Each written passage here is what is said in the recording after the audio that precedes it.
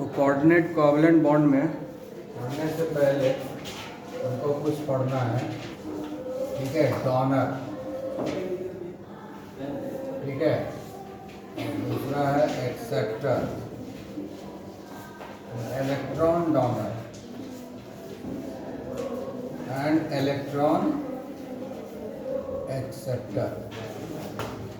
अब electron donor किसको बोलते हैं, इलेक्ट्रॉन एक्सेप्टर किसको बोलते हैं, ठीक है ना। इलेक्ट्रॉन डोनर कौन हो सकता है, जिसका ऑक्टेट कंप्लीट है और उसमें नॉन बॉन्डिंग इलेक्ट्रॉन है। जो बताए थे non bonding electron, lone pairs बताए थे। जिसका ऑक्टेट कंप्लीट है और उसके पास नॉन बॉन्डिंग इलेक्ट्रॉन है तो वो डोनर हो सकता है। जैसे कि हम अमोनिया का केस लेंगे, ठीक है। यह अमोनिया है NH3, इसमें एक बॉन्ड नॉन बॉन्डिंग पेयर है, यहाँ पर ऑक्टेट कंप्लीट है 2 4 6 8, ऑक्टेट कंप्लीट हो गया और उसके अलावा ये पेयर ऑफ इलेक्ट्रॉन है तो ये डोनेट कर सकता है, इसलिए ये इलेक्ट्रॉन डोनर हो सकता है। समझ गए ना। तो या तो न्यूट्रल मॉलिक्यूल होगा जिसके पास पेयर ऑफ इलेक्ट्रॉन होगा, नॉन बॉन्डिंग इलेक्ट्रॉन, या अनायंस होगा। अब जैसे हम क्लोराइड आयन लेंगे, ठीक है, तो क्लोराइड आयन के ऊपर कितना पेयर ऑफ इलेक्ट्रॉन होता है, 4 पेयर्स। तो ऑक्टेट कंप्लीट है। क्लोरीन के आउटर मोस्ट ऑर्बिट में 7 इलेक्ट्रॉन होता है, एक इलेक्ट्रॉन गेन करने के बाद उसके ऊपर नेगेटिव चार्ज होता है। तो क्लोराइड आयन हो गया, इसके पास 4 नॉन बॉन्डिंग पेयर्स है ना, तो ये डोनेट कर सकता है, इसलिए ये इलेक्ट्रॉन डोनर होगा। तो इलेक्ट्रॉन डोनर कौन हो सकता है, न्यूट्रल मॉलिक्यूल और नेगेटिवली चार्ज आयन, ठीक है, which have complete octet. Check कीजिए, आ गया सर, थोड़ा सा और लगेगा।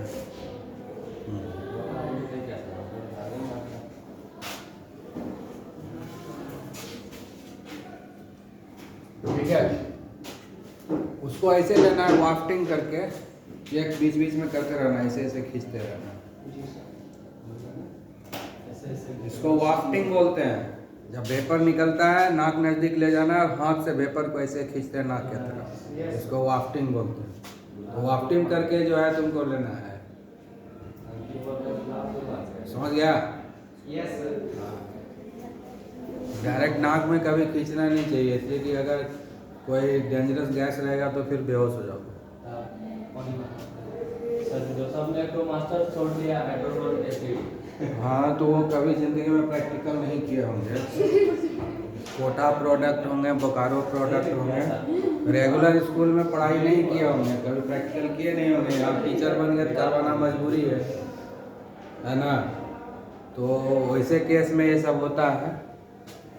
वाई नहीं, इंजीनियरिंग पढ़ने में कई लड़का का डेथ हो गया, अभी प्रैक्टिकल किया नहीं, कंप्लीट कर गया, वहाँ IIT में प्रैक्टिकल रूम में दे दिया, वहाँ बताएगा नहीं सर। वो सर कभी डिबेट से समझ गया, उसमें डेथ कर गया लड़का, वो खींच लिया, पी गया। समझ गया कि नहीं। जो पीपेट से खींचने बताते हैं ना, पीपेट से खींचने बताया है ना, बस खींच लिया।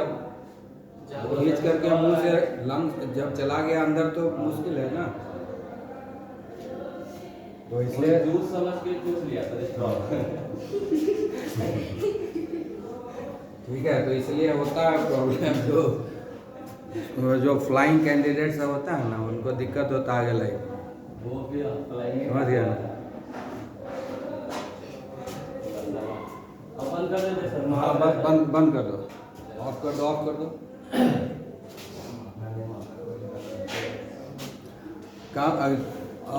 एक बार और उसको कर लेना, थोड़ा ज़्यादा क्वांटिटी में केमिकल लेना। वो लगता है कि हीट से सारा इवापोरेट हो गया। तुम लोग जब तक गप किया ना, इवापोरेट हो गया। होम्योपैथी मेडिसिन बनेगा तो कितना देर रहेगा।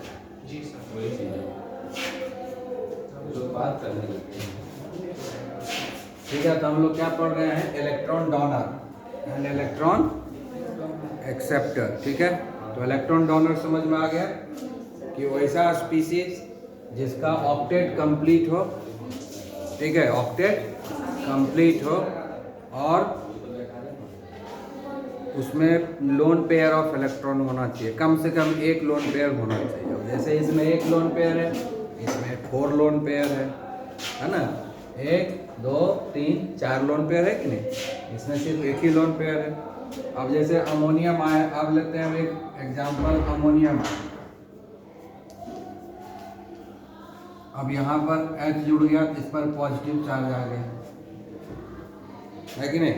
अब ये इलेक्ट्रॉन एक्सेप्टर होगा, पॉजिटिवली चार्ज है ना, पॉजिटिवली चार्ज है, ये इलेक्ट्रॉन को एक्सेप्ट करेगा, समझ गए, पेयर ऑफ इलेक्ट्रॉन ये एक्सेप्ट करेगा तो इलेक्ट्रॉन एक्सेप्टर हो जाएगा। ये हुआ अमोनियम आयन, ये हुआ क्लोराइड आयन, ठीक है। तो इसमें देख रहे हो 2 4 6 8 है और एक पॉजिटिव चार्ज है, इसलिए इलेक्ट्रॉन एक्सेप्टर हो गया। दूसरा एक है BCl3, chlorine chlorine chlorine, BCl3 है ना, 2 4 6 ही है, ऑक्टेट कंप्लीट ही नहीं है, ये भी पेयर ऑफ इलेक्ट्रॉन एक्सेप्टर लेगा, ये भी इलेक्ट्रॉन एक्सेप्टर होगा, ठीक है। तो ये हुआ इलेक्ट्रॉन एक्सेप्टर का एग्जांपल, ये हुआ इलेक्ट्रॉन एक्सेप्टर का एग्जांपल, समझ गए कि नहीं। BCl3, इस पर कोई पेयर ऑफ इलेक्ट्रॉन नहीं है, ऑक्टेट है ही नहीं, मॉलिक्यूल है, न्यूट्रल मॉलिक्यूल है BCl3, है ना, 2 4 6 2 4 6 इलेक्ट्रॉन ही है, ऑक्टेट इनकम्प्लीट है, डेफिशिएंसी ऑफ 2 इलेक्ट्रॉन है, ये पेयर ऑफ इलेक्ट्रॉन एक्सेप्ट करेगा ऑक्टेट कंप्लीट करने के लिए। उसी तरह से ये भी पेयर ऑफ इलेक्ट्रॉन, इसका ऑक्टेट तो कंप्लीट है लेकिन इसके ऊपर पॉजिटिव चार्ज है, इलेक्ट्रॉन डेफिशिएंट हो गया, इसलिए इलेक्ट्रॉन पेयर को एक्सेप्ट करेगा, इसलिए ये इलेक्ट्रॉन एक्सेप्टर हो गया। ऑक्टेट कंप्लीट है और पॉजिटिव चार्ज है तो इलेक्ट्रॉन एक्सेप्टर होगा, और ऑक्टेट इनकम्प्लीट है तो भी वो इलेक्ट्रॉन एक्सेप्टर होगा, क्योंकि ऑक्टेट इनकम्प्लीट है तो ऑक्टेट को कंप्लीट करेगा। आया बात समझ में, है? तो समझ में आ गया electron acceptor and electron donor, ठीक है। अब जब इलेक्ट्रॉन डोनर और एक्सेप्टर समझ में आ गया तब अब हम लोग पढ़ेंगे कोऑर्डिनेट कोवैलेंट बॉन्ड, ठीक है।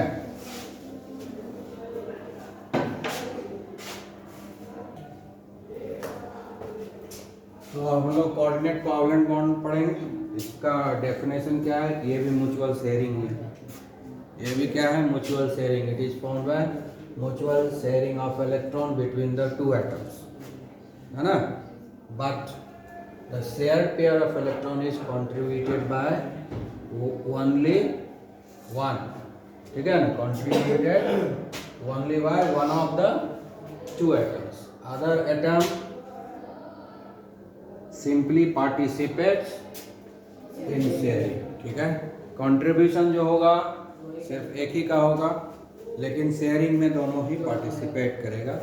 जैसे हम लोग अब डिस्कस करेंगे formation of ozone, formation of ozone, यही है ना फॉर्मूला ओजोन का, कुछ और होता है,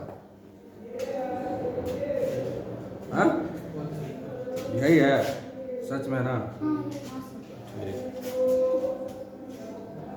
ओजोन कब बनेगा, पहले ऑक्सीजन बनेगा, फिर उस पर नेसेंट ऑक्सीजन अटैच हो जाएगा, ठीक है। तो हम लोग ऑक्सीजन का तो बता चुके हैं, कल ही बताए थे ऑक्सीजन का ना, हाँ ठीक है। अब देखो पहले ऑक्सीजन का फॉर्मेशन होगा, ऑक्सीजन का कल बताए थे ना, 6 होता है, ठीक है। तो इसके साथ शेयरिंग हुआ, ठीक है। फिर इधर देखो दोनों ही ऑक्सीजन का हो गया ना, डिस्टिंग्विश करना है तो इस पर क्रॉस लगा दो तो डिस्टिंग्विश हो जाएगा कि कौन किसका इलेक्ट्रॉन है। ये ऑक्सीजन गैस बन गया, ये क्या है, ऑक्सीजन गैस। ओजोन बनाना है तो एक और ऑक्सीजन आएगा यहाँ, ठीक है। तो अब देखो इसका 8 हो चुका है ना, ये शेयर कैसे करेगा, इसका तो 8 ऑलरेडी हो गया, इसका तो मूड नहीं होगा, है ना? इसका कहाँ होगा? अभी तो 6 है। ये भले इसको चाहिए 2 इलेक्ट्रॉन और इसको नहीं चाहिए, और अगर ये दे देता है इसको तो घट जाएगा, तो देगा भी नहीं। समझ गया ना? तो शेयरिंग कर लेगा ये इसके साथ, लेकिन ये कुछ शेयर करेगा, लेकिन शेयर में कंट्रीब्यूशन ये कुछ नहीं करेगा, खाली छाली निकाल के खाएगा, खरीदेगा नहीं, खाली छाली निकाल के खाएगा। समझ गया ना? लेकिन दूध खरीदेगा नहीं। आई बात समझ में ना? हाँ, ये याद रखना कि ये साहब जो है खाली छाली निकालेगा खाएगा, लेकिन दूध खरीदेगा नहीं। ठीक है? अब देखो, थोड़ा छोटा बनाना होगा, मोटा गया दूध निकलेगी। ठीक है? अब देखो इसका हो गया 2 4 6 8। ठीक है ना? 2 ही इलेक्ट्रॉन दोनों के बीच में कॉमन है, लेकिन ये कंट्रीब्यूशन नहीं दिया। दोनों ही इलेक्ट्रॉन जो है यही ऑक्सीजन दिया ना, तो दोनों का कंट्रीब्यूशन नहीं है, लेकिन शेयरिंग दोनों के बीच में है। शेयर दोनों कर रहा है, लेकिन कंट्रीब्यूशन एक का है शेयरिंग में, इसका कंट्रीब्यूशन कुछ नहीं है। समझ गया ना? अब जो है ये कैसे लिखेंगे? इस दोनों के बीच में डबल बॉन्ड बन गया, एक बॉन्ड यहाँ एक बॉन्ड यहाँ, डबल बॉन्ड बन गया, और ये बॉन्ड इस दोनों के बीच में बना। ये बॉन्ड कंट्रीब्यूट यही किया है, इसलिए एक एरो से रिप्रेजेंट करते हैं कोऑर्डिनेट कोवैलेंट बॉन्ड। ये है कोऑर्डिनेट कोवैलेंट बॉन्ड, एरो से रिप्रेजेंट कर रहे हैं। इसका मीनिंग है कि ये ऑक्सीजन जो है कंट्रीब्यूट किया है इलेक्ट्रॉन का, शेयरिंग दोनों के बीच में हुआ, लेकिन कंट्रीब्यूशन जो है इलेक्ट्रॉन का ये ऑक्सीजन दिया है, ये नहीं दिया। समझ गया कि नहीं? तो ये डोनर हो गया और ये एक्सेप्टर हो गया। तो ये है डोनर और ये है एक्सेप्टर। समझ गया ना? तो जब भी कोऑर्डिनेट कोवैलेंट बॉन्ड होगा तो एक डोनर होगा और दूसरा एक्सेप्टर होगा, जो पेयर ऑफ इलेक्ट्रॉन डोनेट कर रहा है शेयरिंग के लिए। ठीक है? और दूसरा उस शेयर्ड पेयर को अपने तरफ एक्सेप्ट कर रहा है, तो एक्सेप्टर हो गया। समझ में आया? तो कोऑर्डिनेट कोवैलेंट बॉन्ड में डोनर होगा और एक्सेप्टर होगा। डोनर का मतलब यह नहीं कि हम उसको दे दिए, ये ऑक्सीजन इसको दिया नहीं है, शेयर करने के लिए डोनेट किया है। ये भी एक्सेप्ट पूरी तरह से नहीं किया है, शेयर करने के लिए अपने तरफ खींचा है इसे। समझ गया ना? लेकिन वो खींच के आपने नहीं लिया है ना। जैसे खेत उत में होता क्या होगा, क्या कुदाल लेके बगल वाले खेत का आटा काट के मिला लिया आपने, ऐसा नहीं हुआ है। समझ गए नहीं? वैसा नहीं हुआ।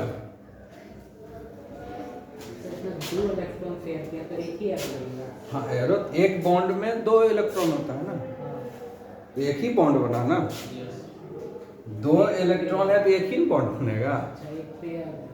पेयर दिया ना, वो पेयर ऑफ इलेक्ट्रॉन दिया, तो एक बॉन्ड बनने में 1 पेयर चाहिए ना, तो एक ही बॉन्ड बनेगा ना। ठीक है? तो ये सिर्फ बनने के समय ऐसा होता है, बन जाने के बाद नॉर्मल कोवैलेंट बॉन्ड और कोऑर्डिनेट कोवैलेंट बॉन्ड में कोई डिफरेंस नहीं होता है। तो अगर कोई अलग से प्रॉपर्टी पढ़ना है इसका, नहीं पढ़ना है, जो पढ़ लिए कोवैलेंट बॉन्ड में वही है। बनते समय जो फिनोमिनन हो रहा है अलग है, लेकिन एक बार once it is form it will just like 100% covalent bond. जो भी कोवैलेंट बॉन्ड का प्रॉपर्टी पढ़े वही प्रॉपर्टी इसका होगा, कोई डिफरेंस नहीं होगा, थोड़ा सा भी डिफरेंस नहीं होगा। सिर्फ फॉर्मेशन के समय हमको डिफरेंस दिखेगा, एक बार बन गया तो फिर कोई डिफरेंस नजर नहीं आता है। आ गया समझ में ना? क्लियर? हाँ, तो ये हुआ कोऑर्डिनेट कोवैलेंट बॉन्ड। ठीक है?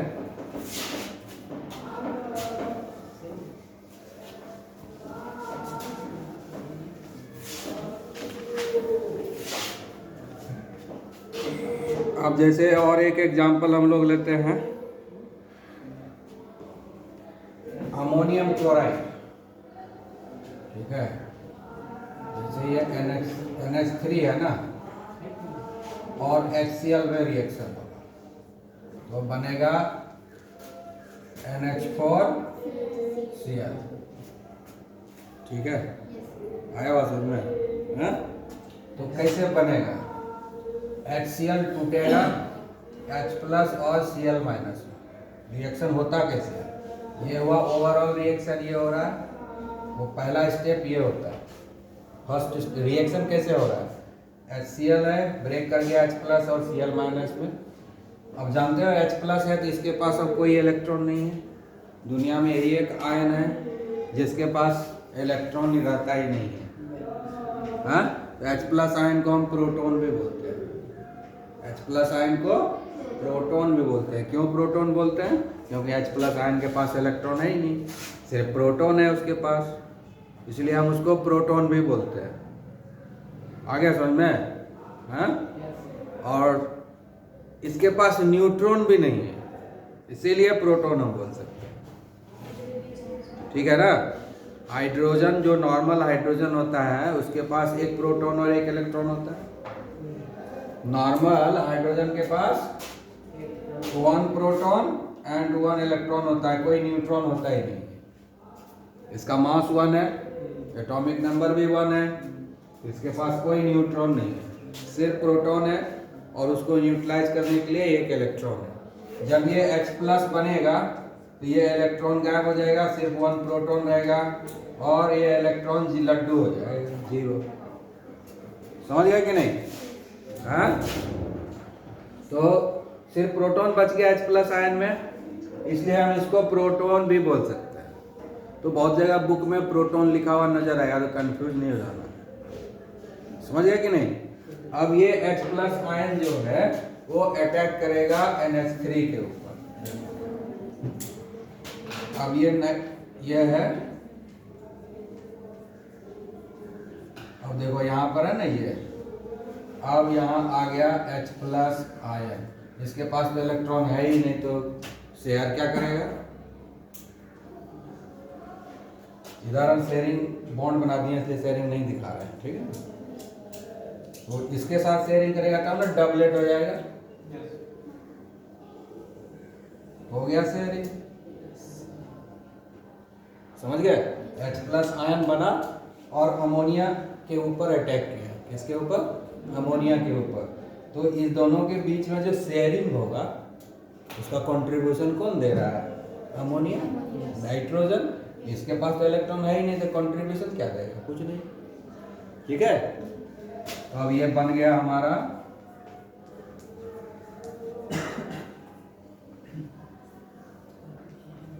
ठीक है, यहाँ पॉजिटिव चार्ज हो जाएगा, ठीक है, क्योंकि इस पर पॉजिटिव चार्ज है ना, ये जब शेयर हुआ तो इसका पॉजिटिव चार्ज न्यूट्रलाइज कर गया, इससे इलेक्ट्रॉन दूर भागा, इसलिए इस पर पॉजिटिव चार्ज आ गया। तो अब बन गया अमोनियम आयन, ठीक है ना, 9 में पढ़ाए थे, तो पॉजिटिव चार्ज कैसे आता है NH4+ पर, समझ में आया है ना। वैलेंसी 1 कैसे हुआ, समझ में आया, ठीक है ना। ये पॉली एटॉमिक आयन बना ना, ठीक है। तो रेसिड्यूअल चार्ज जो है वो डिसाइड कर रहा है कि क्या वैलेंसी होगा, ठीक है। अब ये जो Cl- आया ये अटैक करेगा और बन जाएगा NH4Cl, समझ गए? ये हुआ NH4Cl, समझ गए? Ammonium chloride. ऐसे यहाँ पर ही हमको बताना जरूरी नहीं है, हमारा काम अभी नहीं खत्म हो रहा है, क्योंकि कोऑर्डिनेट कोवैलेंट बॉन्ड पड़ रहा है ना। कोऑर्डिनेट कोवैलेंट बॉन्ड बन गया यहाँ, ये दोनों के बीच में शेयर हुआ, लेकिन कंट्रीब्यूशन सिर्फ इस नाइट्रोजन का है, इस हाइड्रोजन का कोई कंट्रीब्यूशन नहीं है, लेकिन शेयरिंग दोनों के बीच में हुआ, ठीक है। ये हो गया कोऑर्डिनेट कोवैलेंट बॉन्ड, ठीक है, समझ गए?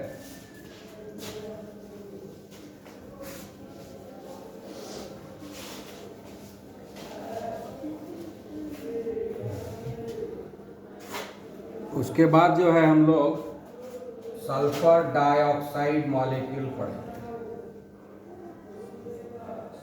ठीक है, सल्फर डाइऑक्साइड मॉलिक्यूल कैसे बनता है।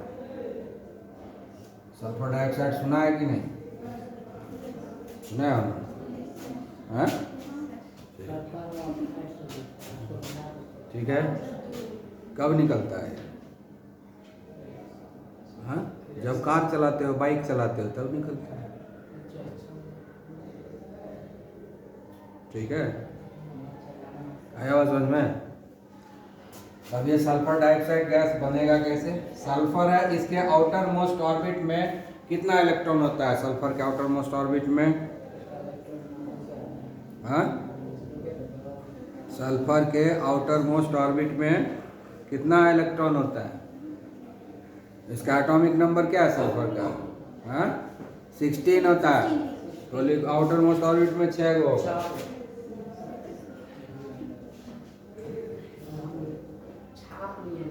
ठीक है ना? ये जो है सल्फर हुआ, इसमें 2 ऑक्सीजन है। एक ऑक्सीजन को हम इधर दिखाएंगे, एक ऑक्सीजन को हम इधर दिखाएंगे। ठीक है, एक इसमें भी 6 इलेक्ट्रॉन है। दोनों तो ग्रुप 16 का ही है। तो जब दोनों ग्रुप 16 का है तो 6 ही होगा ना आउटर मोस्ट ऑर्बिट में। हाँ, अब देखो इसका भी 6, इसका भी 6, 8 कैसे होगा? ठीक है, तब इसको इसके साथ शेयरिंग करवा देंगे। 8 हो गया ऑक्सीजन का, तो सल्फर का भी तो 8 हो गया। 2 4 6 8, तो वह इसकी कहाँ जाएगा? कोऑर्डिनेट बॉन्ड बनाएगा। हाँ, इसका 8 हो गया ना। ठीक है, तो अब तो संभव नहीं है। ठीक है, लेकिन इसको तो 2 इलेक्ट्रॉन चाहिए। ठीक है, ये कंट्रीब्यूट नहीं करेगा, ये कंट्रीब्यूट करेगा, दोनों ही इलेक्ट्रॉन। ऐसे हुआ, हो गया, इसका 8 हो गया। और अब सल्फर को दिखाना होगा ना। हो गया सल्फर का 8। अब दोनों के बीच में एक ही पेयर कॉमन है ना, तो दोनों ही इलेक्ट्रॉन कंट्रीब्यूट कौन कर रहा है? सल्फर। ये डोनर हो गया, ये एक्सेप्टर हो गया। तो यहाँ कोऑर्डिनेट कोवलेंट बॉन्ड बनेगा। तो एक तरफ डबल बॉन्ड और दूसरे तरफ कोऑर्डिनेट कोवलेंट बॉन्ड। ठीक है, और 1 पेयर यहाँ दिखेगा। दिखाना है तो यहाँ भी दिखा सकते हो। ठीक है, आया बात समझ में? तो ये हो गया कोऑर्डिनेट कोवलेंट बॉन्ड। आ गया समझ में? हैं?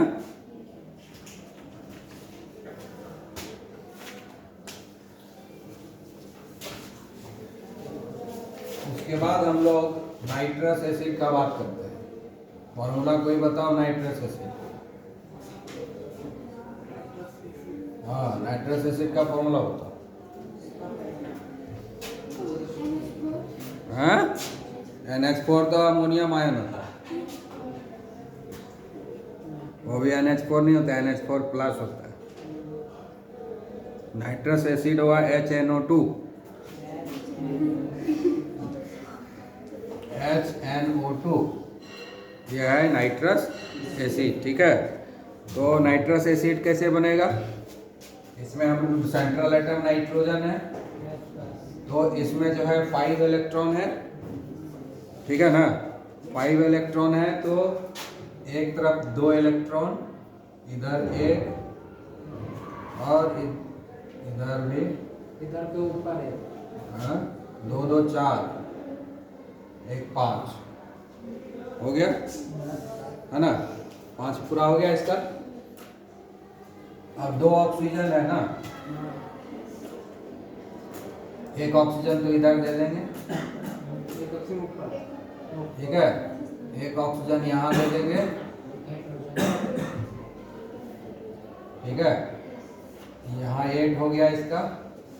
2 4 6 8 2 4 6 8 यही है कोऑर्डिनेट कोवलेंट बॉन्ड। और एक इधर H दे देंगे, H का डबलेट हो गया, ये इसके साथ कोवलेंट बॉन्ड बनाया, ये इसके साथ कोवलेंट बॉन्ड बनाया, और इधर जो बन गया ये कोऑर्डिनेट कोवलेंट बॉन्ड बना।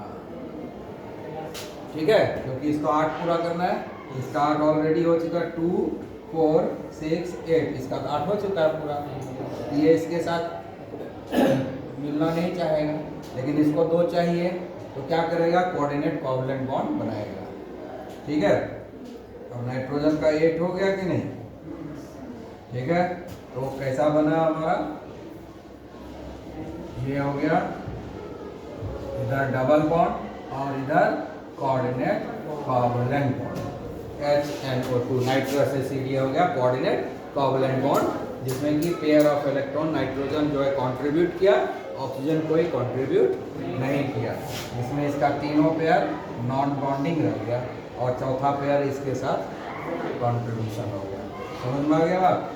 तो आगे समझ में, कोऑर्डिनेट कोवलेंट बॉन्ड मोर और लेस समझ में आ गया कि कंफ्यूजन है ना? बनते समय प्रोसेस भले डिफरेंट है, एक बार जब बन गया तो स्वाद सेम है। समझ गया है? बनाते समय भले वेरिएशन होगा, लेकिन खाने के समय स्वाद एक ही है। समझ गया कि नहीं?